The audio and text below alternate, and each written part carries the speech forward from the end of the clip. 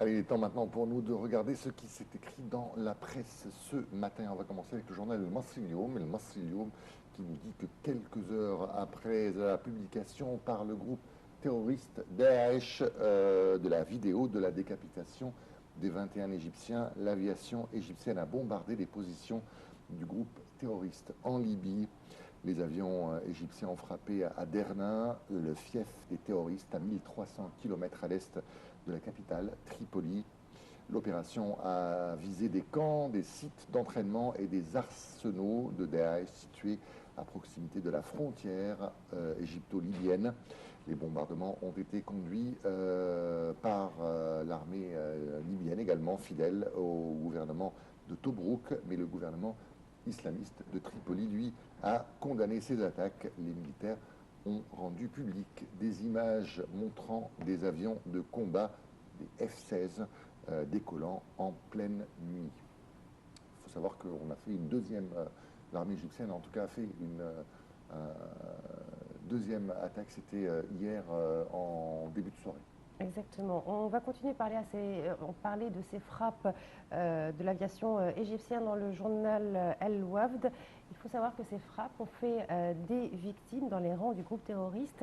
L'ancien conseiller juridique de l'armée nationale libyenne, Ramzi Ramh, a déclaré que 253 éléments de la mouvance terroriste de Daesh avaient été tués lors des raids égyptiens. Alors il faut savoir que, évidemment, les bilans restent incertains. Beaucoup de journaux ont des bilans assez différents. Certains parlent de 50, d'autres de 60. Donc il faut prendre avec précaution ces chiffres. De son côté, le commandant de l'air, de l'armée de l'air du gouvernement officiel libyen, Sakr el-Jourouchi, a déclaré à la télévision égyptienne il y a des victimes, des stocks de munitions et les centres de communication de Daesh ont été visés. Il parle, lui, d'un bilan entre 40 et 50 terroristes qui ont trouvé la mort. Voilà, donc je vous disais que les bilans variaient par rapport aux journaux. Pour analyser et pour revenir sur ces frappes de l'armée égyptienne, nous avons en ligne Dr Safwat Hatem, analyste politique. Dr Safwat, bonjour, est-ce que vous m'entendez? Bonjour. Bonjour. Alors, on a vu que la réponse de l'Égypte a été immédiate, juste après la mise en ligne de la vidéo de Daesh. Aujourd'hui, est-ce que les frappes vont être suffisantes pour contrer cette menace terroriste? Ben, écoutez, tout d'abord, il faut dire quand même que cette frappe aérienne qui était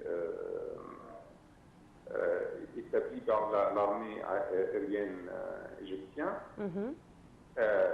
qui représente en même temps une réponse suffisante vis-à-vis les menaces et la tuerie de 21 ou vingtaine des Égyptiens. Mais il faut dire quand même que la menace de Daesh, juste à côté de la frontière de l'Égypte, à Darna et à Sète, reste toujours en place. Donc, je pense moi-même en tant que personne intéressée de la politique, quand même, de dire que la menace de Daesh et la réponse de l'Égypte était bien tardive, était bien très tard. À mon avis, depuis 2 ans et 3 ans, Daesh était bien élargi et bien contrôlé des terrains juste à côté de la frontière égyptienne, qui représente une sorte de menace actuelle ou dans l'avenir. Donc la réponse, tout d'abord, faut être décisive et radicale. Et deuxième chose, il ne faut pas rester avec 2 ou 3 frappes et considérer l'acte ou la réponse est suffisant. À mon avis, il faut aller très loin sur la frontière de l'Égypte. Daesh, il est toujours là. Il ne faut pas oublier que la même chose a été répétée en série lorsqu'il y avait des bases de Daesh dans le nord de la Syrie et dans l'est de la Syrie. En même temps, cette base armée de Daesh, il était quelques mois après, il était très fort sur le terrain de l'Irak. Et la même chose se peut arriver en Égypte, vis-à-vis de l'Égypte. La menace de Daesh sur la frontière qui est vraiment très vaste, de 2000 km de frontière avec la Libye, représente quand même une menace énorme, comparable à ce qui se passe même en Sinaï. Sinaï, c'est une petite zone de terrorisme, mais la Libye, la frontière avec la Libye, surtout l'ouest de l'Égypte, l'est de la Libye, de 2000 km, très vaste. Donc la pénétration de ces groupes de terrorisme peut être grave pour l'avenir de l'Égypte. À mon avis, il faut être radical, il faut éradiquer toutes les bases armées, les armes de Daesh, et même il faut détruire tout de suite tout moyen logistique qui possède Daesh, surtout les armes, et bien sûr les moyens de se vivre économiquement. Oui. Docteur Safwat, Docteur Safwat, bonjour. Oui. Bonjour. Alors, comme vous l'avez signalé tout à l'heure, hein, l'armée égyptienne déjà est impliquée sur un front, celui du Sinaï, où les terroristes qui ont fait allégeance à Daesh continuent à perpétrer des attentats. Aujourd'hui, l'armée égyptienne a ouvert un deuxième front. L'armée égyptienne, on sait, n'a pas combattu, on va dire, on n'a pas fait de guerre depuis longtemps. Est-ce que l'armée est capable justement de gérer ces deux fronts à la fois? Écoutez, je suis un peu proche du dossier de la Libye parce que je vois tous les jours des gens de la Libye qui sont contre le terrorisme en Libye. Oui. Il faut avoir en même temps une stratégie totale. Oui. Comme je viens de dire, 2, 3, 4, 5 qui ont même dit frappe aérienne, ce ne sera pas suffisant d'éradiquer Daesh de la Libye. Hein, on est d'accord. Bien sûr. Donc il faut avoir une stratégie d'aider le peuple libyen, parce qu'ils sont capables quand même de confronter et faire face à Daesh.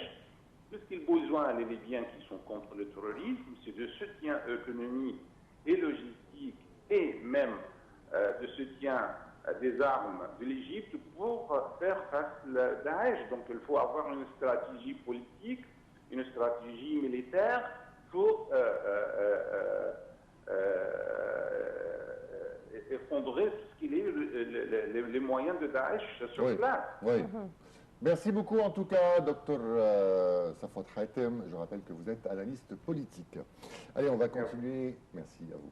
On va continuer donc avec le journal Al-Watan. Al-Watan qui nous dit que parmi les nombreux témoignages de soutien et de solidarité qu'a reçu l'Égypte, il y a plusieurs pays et dirigeants arabes. Il y a Abou Mazen, le président palestinien, Hassan Nasrallah, le dirigeant du Hezbollah, même l'Iran, ainsi que toutes les monarchies du Golfe qui ont condamné donc l'assassinat des 21 Égyptiens. Les Émirats arabes unis, eux, ont affirmé mettre tous leurs moyens au service de l'Égypte pour éradiquer le terrorisme.